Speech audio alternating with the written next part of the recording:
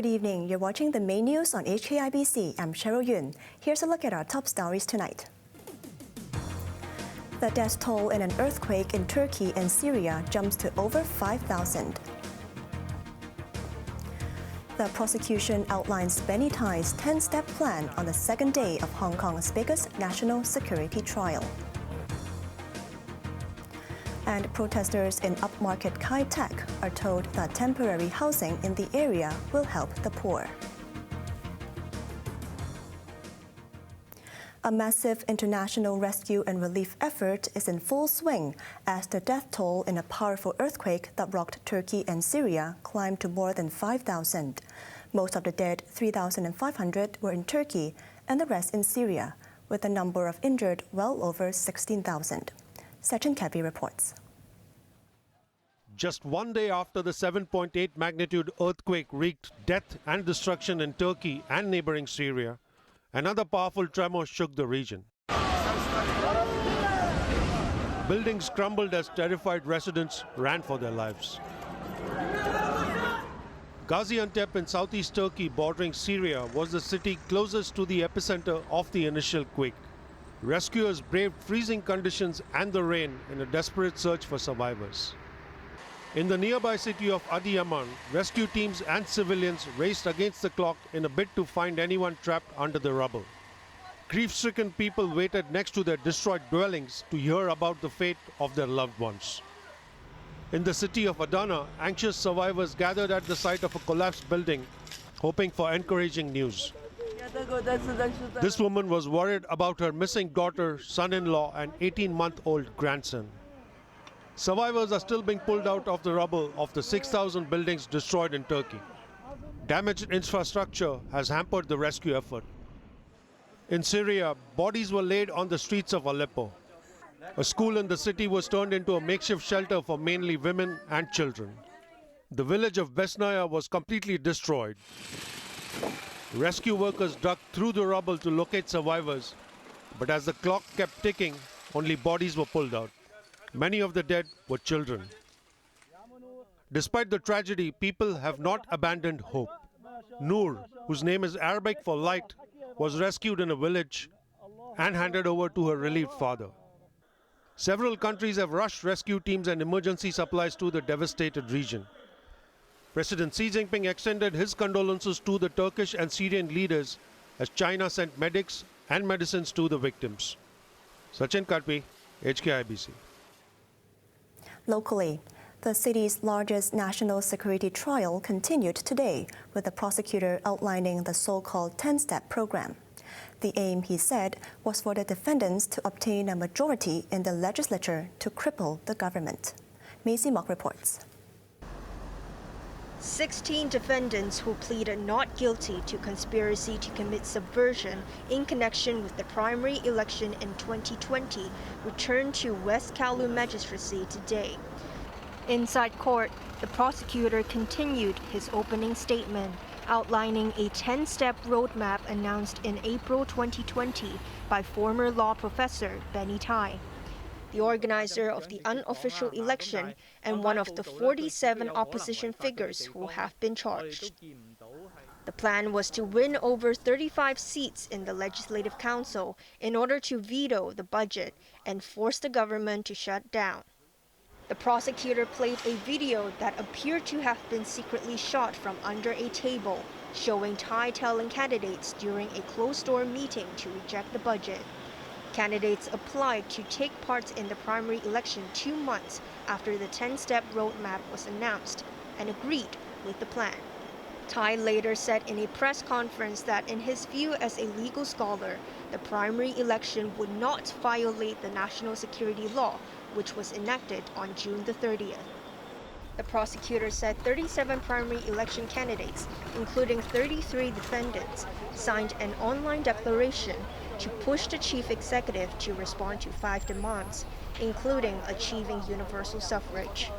He added that the group Power for Democracy, which coordinated the primary election, had sought assistance from a foreign power and spread discontent against the government. The hearing continues tomorrow. Maisie Mock, HKIBC. There's been a protest against plans to build light public housing units in the upmarket Kai Tak area, with some residents urging the government to reconsider their decision. But the government reiterated that temporary homes can help lower-income households. Janice Low reports. Dozens of Kai Tak residents opposed the light public housing scheme. They protested at the government headquarters in Admiralty, urging officials to reconsider the selection of a site on Olympic Avenue to build 10,700 temporary housing units. The demonstrators are angry with the Housing Bureau for not seeking approval from the Town Planning Board, adding that the scheme would worsen traffic problems. Acting Chief Executive Eric Chen said constructing 30,000 temporary homes on 8 sites across the city can provide housing for more than 100,000 grassroots citizens. 一般係只係用大約5年左右，咁我哋就會還翻出嚟。 Chen reiterated that after the units are occupied for 5 years, most of the sites will revert to their original usage. We will work hard on traffic support measures, he said, urging residents not to worry about congestion or insufficient transport. Writing in the One-Way Po newspaper, Housing Minister Winnie Ho said the $26.4 billion that will be spent on temporary homes will not be wasted when the units are torn down after serving their purpose. She said that the homes, which will be built using modular integrated construction techniques, can be deconstructed and used again. Janice Low, HKIBC. The government is to hold talks with the mainland officials after some travelers heading north realized at the last moment that they had to fill in an electronic health declaration form in advance.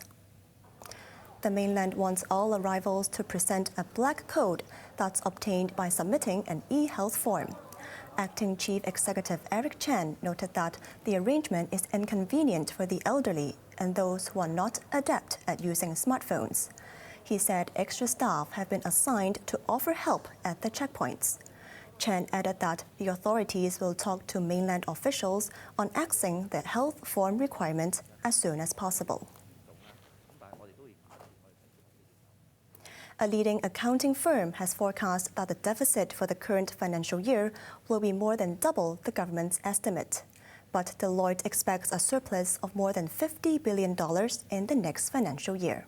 Joanna Ho reports. Deloitte predicts a deficit of $125.7 billion in the current financial year, more than double the government's estimate of $56.3 billion. But the accounting firm says there could be a surplus of $52.3 billion in the next fiscal year. Because of the further relaxation of the COVID measures in the beginning of this year, we believe that in the coming year, the general economy will be recovered. And as a result, the regular revenue, including the property tax, salaries tax, and property and the stamp duty, will increase in the coming year. Based on the information as stated in the lands department, the sales of land in this year is a little bit deferred. So up to present, there's still quite many lands not yet sold in the market. We believe that if there is a further delay, the income will probably defer to next year. As a result of the unsold plots and lower revenue from taxes because of COVID, Deloitte believes that the fiscal reserves this year will drop to $831.4 billion. On a separate note, the firm said property prices are still high. It suggested stimulating the market through sweeteners, such as offering a one-off deduction on stamp duty with an upper limit of $200,000 for first-time homebuyers who are permanent residents, and continuing the consumption voucher scheme to speed up economic recovery by boosting consumer sentiment. But the firm advised that the handout to each person this time should be cut by half to $5,000. Joanna Ho, HKIBC. A security zone has been set up in waters off the U.S. state of South Carolina as the military search for the debris of a giant Chinese balloon that was shot down last Saturday. We made it clear to China what we're going to do. They understand our position. We're not going to back off. We did the right thing. And there's not a question of weakening or strengthening. It's just the reality. And once it came over into the United States from Canada, I told the Defense Department wanted to shoot it down as soon as it was appropriate. They concluded we should not shoot it down over land. It was not a serious threat, and we should wait till it got across the water. In Beijing, Foreign Ministry spokeswoman Mao Ning, when asked if China had demanded the return of the debris, said the balloon did not belong to the United States. China denied that the balloon was used for spying, saying it was a weather aircraft that was blown off course. Generals in North Korea have been told to expand military drills and be better prepared for war. The order came from the country's leader Kim Jong-un in a meeting with his senior officers. The gathering of the Central Military Commission focused on strengthening defense. Pyongyang has accused the United States of pursuing hostile policies, referring to Washington's war games with South Korea and its efforts to boost military cooperation with regional allies.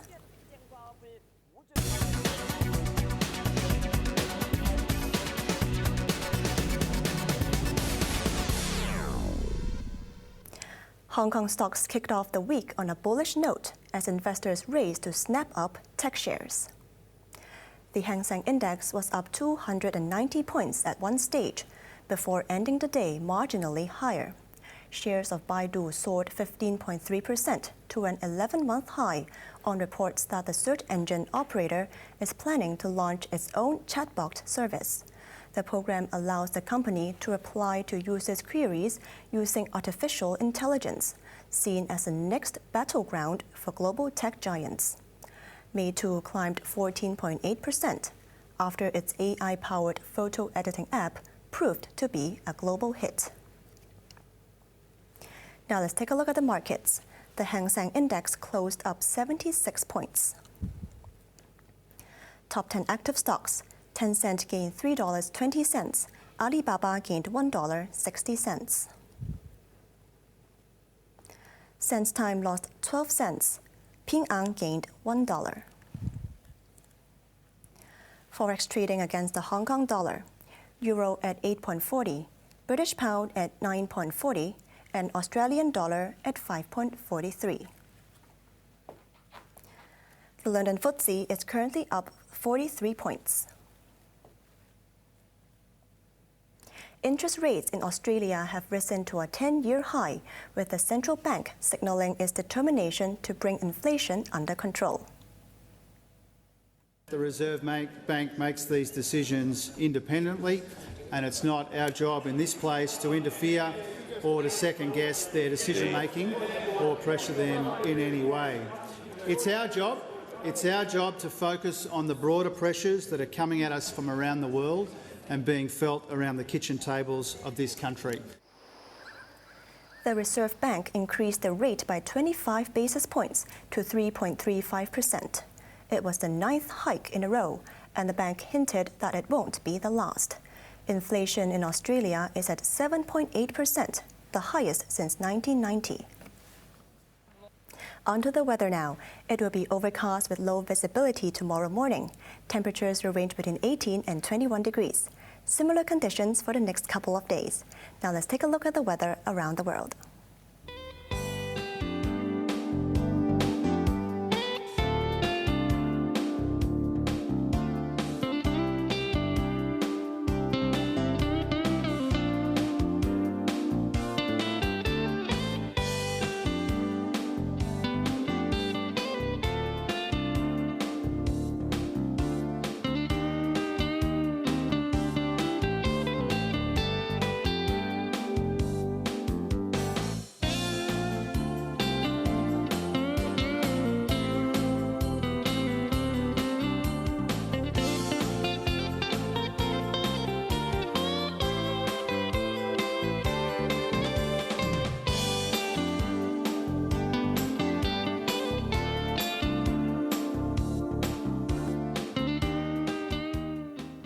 That's our main news for Tuesday night. Join us for more news at 11. I'm Cheryl Yuen. Good night.